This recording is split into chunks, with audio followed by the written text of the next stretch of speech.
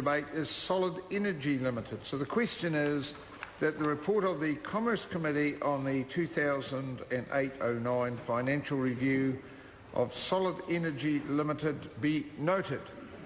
Honourable Leanne Dalziel. It's a pleasure to be able to contribute to this debate with particular focus on this aspect on solid energy.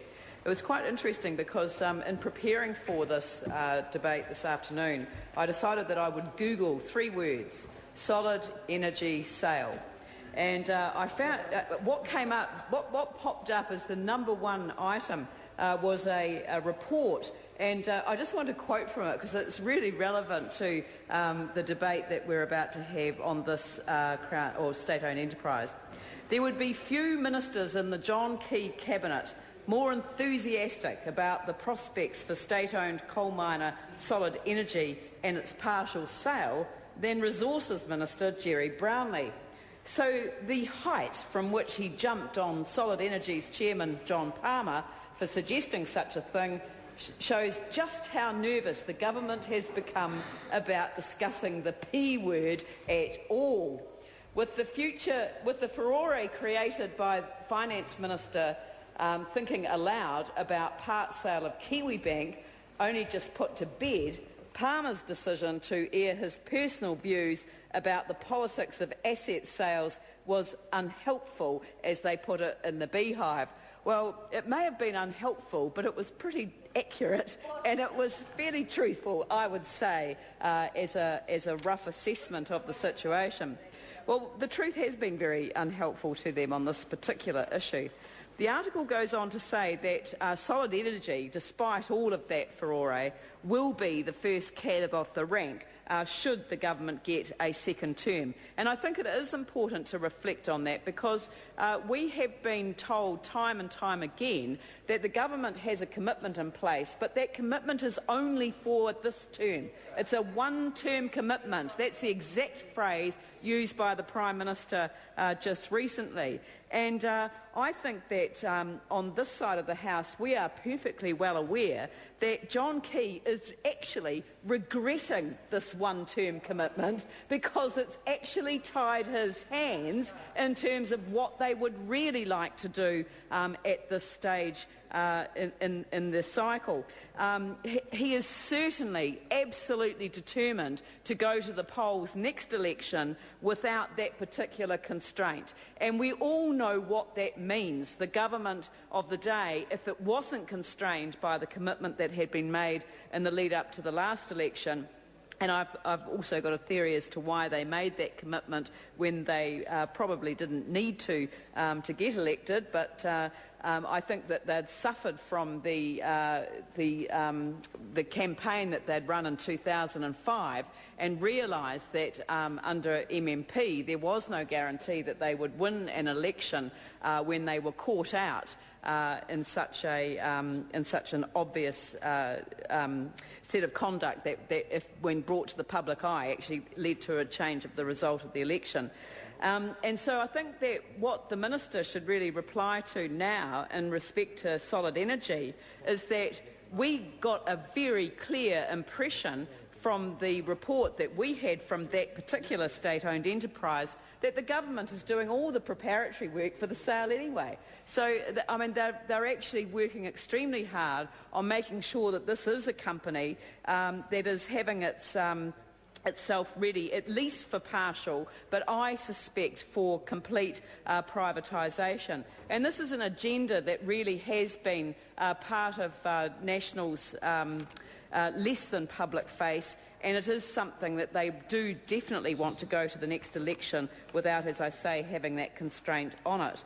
Now, I think that if you actually look at what John Palmer said when he gave his speech, and I want to come back about who he checked that speech with before he gave it, but Solid Energy is a classic case.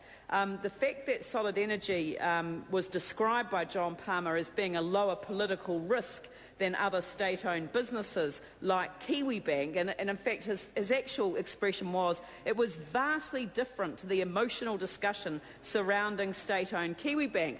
Well, we've just heard from the previous speaker speaking on Kiwi Bank about all the reasons why the New Zealand taxpayer, why the New Zealand people do not want to see this bank that has taken on, I think, an important role in our economy in light of the strategic positions of the other four banks, which, of course, Mr. Chairman, repatriate significant profits from this country on an ongoing basis. And I think the government's kind of relying on the fact that people don't feel so connected to their mining company.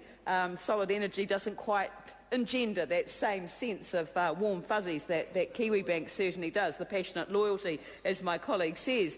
But when you think of the government's reaction to it, it's actually been quite extraordinary. Jerry Brownlee said that he'd overstepped the mark, but I actually think that the only reason he's overstepped the mark is because he said it in public. That was the only thing that overstepped the mark. He told Bill English he was going to give the speech before he gave it to the NZX AGM. And so to get slapped down by the Minister of Energy is somewhat ironic. I'm not allowed to use a certain other word that begins with H, but irony I can certainly use. There is an irony in the fact that the Minister of Finance knew about the speech before he gave it. He delivered that speech knowing full well the repercussions of that, and I believe that the government wanted him to float this as an idea, and that Jerry Brownlee's been doing the Crocodile Tears Act in order to cover up for the fact that he is absolutely on side with what the chairman of Solid Energy did say. And it seems that the reason that Bill English floated the government's real position on asset sales the day after the budget was also to kind of get that feedback. And when there was this huge public backlash, they've all suddenly ducked for cover. But sale is not off the agenda.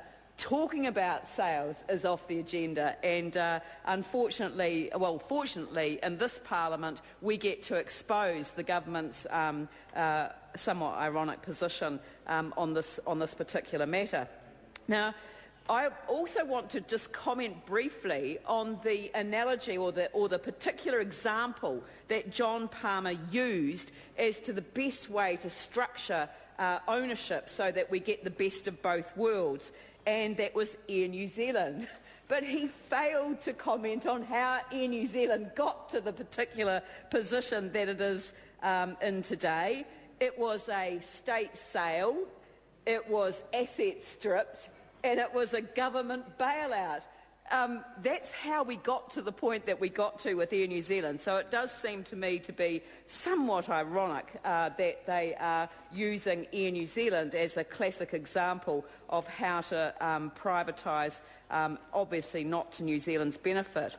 Mr. Chairman, Don Brash was very open about the desire to privatise Solid Energy back in 2005. It was absolutely on the table then, and my contention is that it still is on the table. It's just been covered up by a bit of cloth, which they intend to pull away straight after the next general election.